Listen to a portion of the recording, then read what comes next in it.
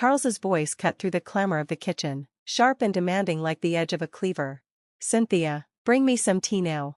I paused, my hands still submerged in soapy water. "Wait, I'm doing the dishes." His tone thickened with disbelief and impatience. "Stop that and bring me the tea quickly. Can't you follow simple orders?" Before I could reply, he interrupted. "What a useless wife you are." His words stung, but the next command came from Kelly, my mother-in-law, lounging in the living room with a slice of cake she'd pilfered from the fridge. "Make me some sweet coffee, please." Her eyes twinkled with mischievous delight, but it only deepened my frustration. I sighed, my gaze falling on the towering stack of dirty dishes. There were too many, but Kelly's demand left me no room to protest.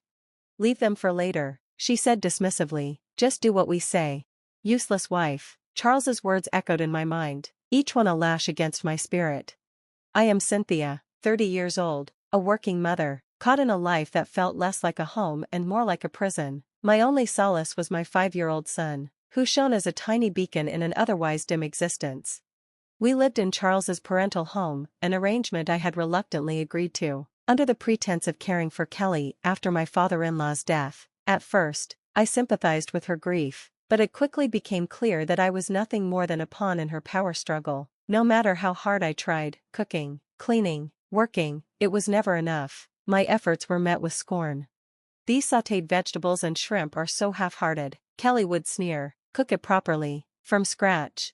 "I'm busy and can only make simple things," I'd explain, struggling to keep my composure. "That's why I hate back talk from a daughter-in-law," she'd snap. "Cook from scratch."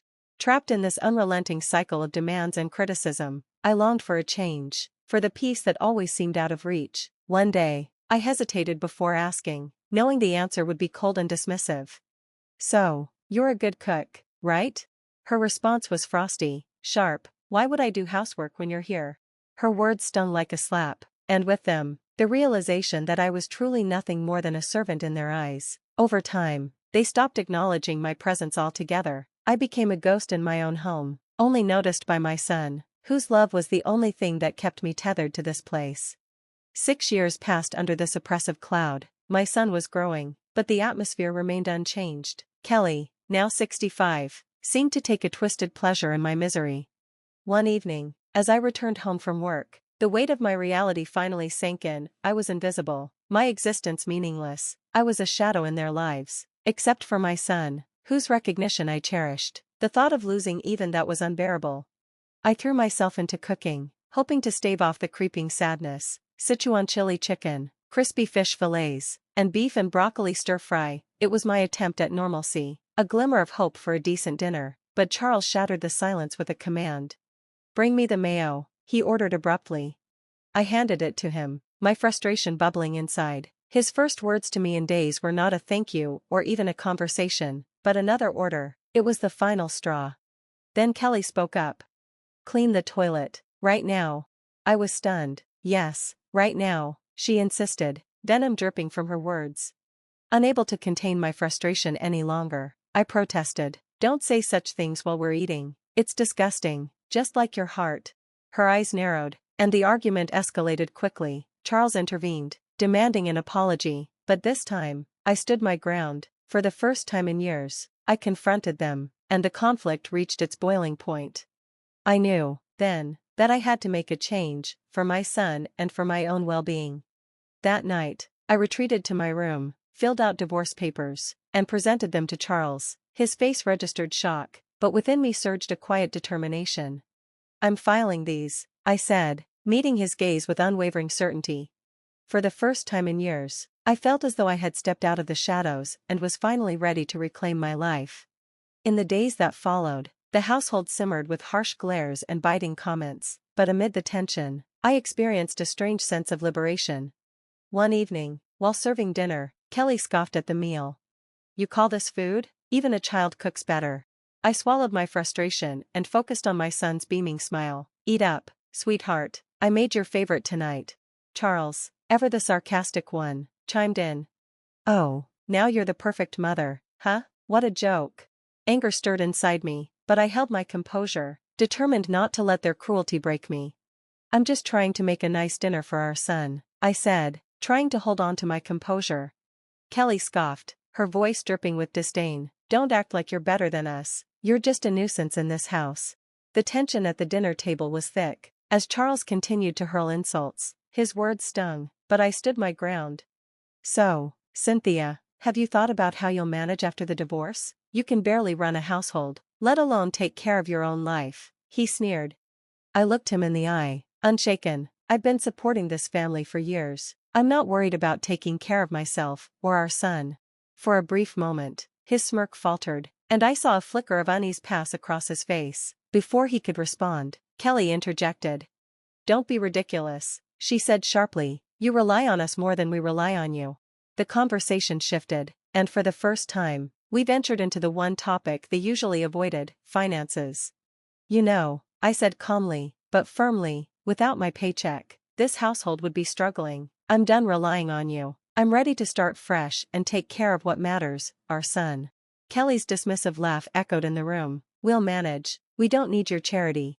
But Charles remained silent, his discomfort palpable. His lack of response spoke louder than anything he could have said. Deep down, he knew I was right.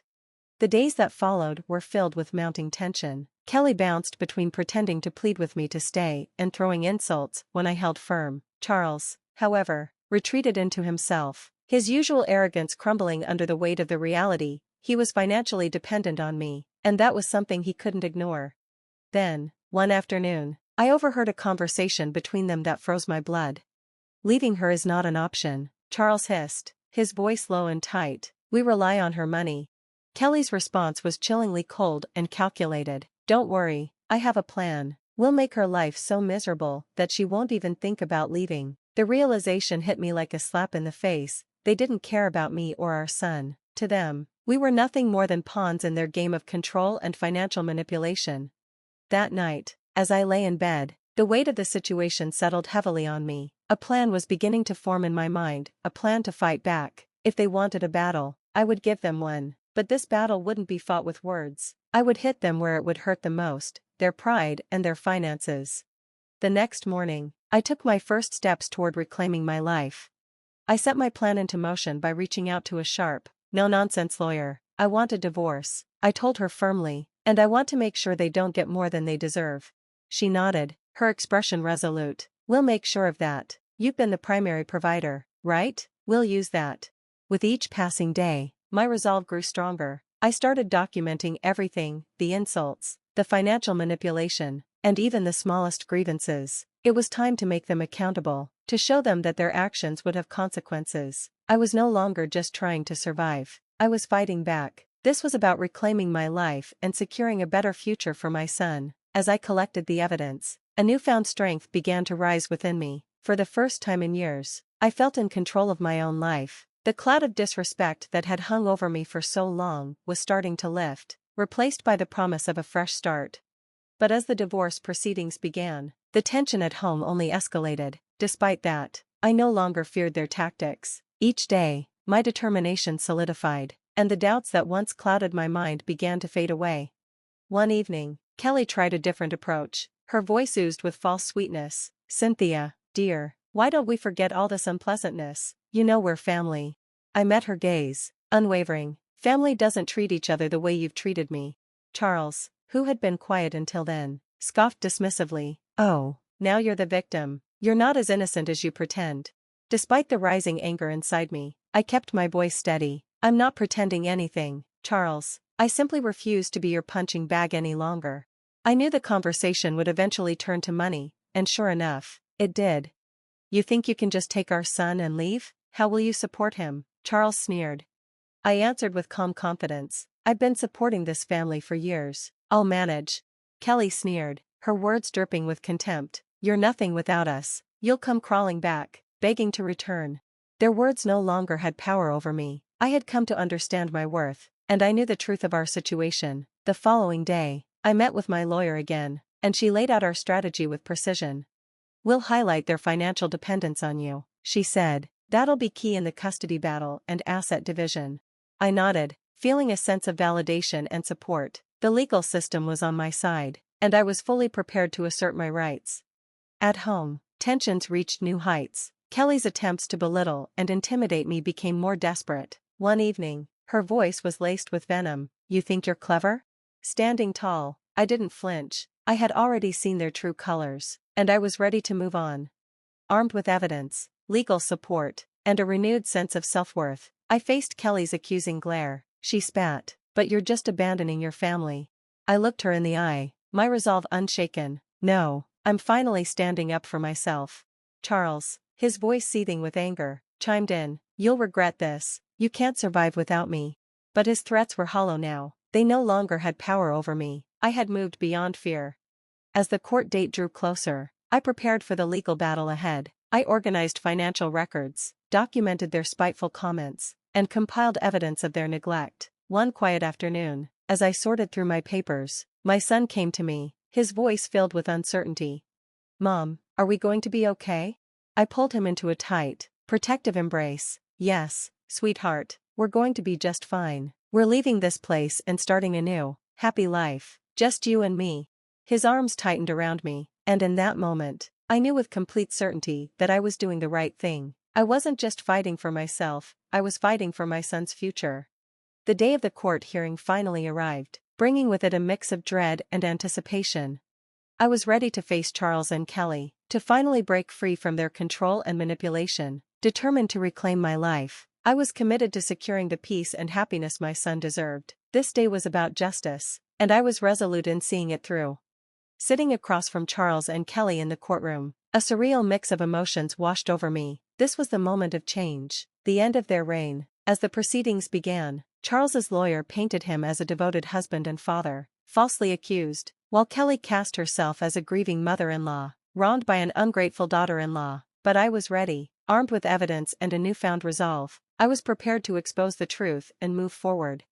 Their performances were transparent, their lies blatant. When it was my turn to speak, I did so with clarity and composure. For years, I've been the sole breadwinner in this family, while my husband's unemployment and his mother's manipulation have only worsened our struggles. Charles interrupted, feigning hurt. "Cynthia, how can you say such things?" I met his gaze unflinchingly. "Support isn't about words, Charles, it's measured by actions, and yours have been nothing but selfish and cruel."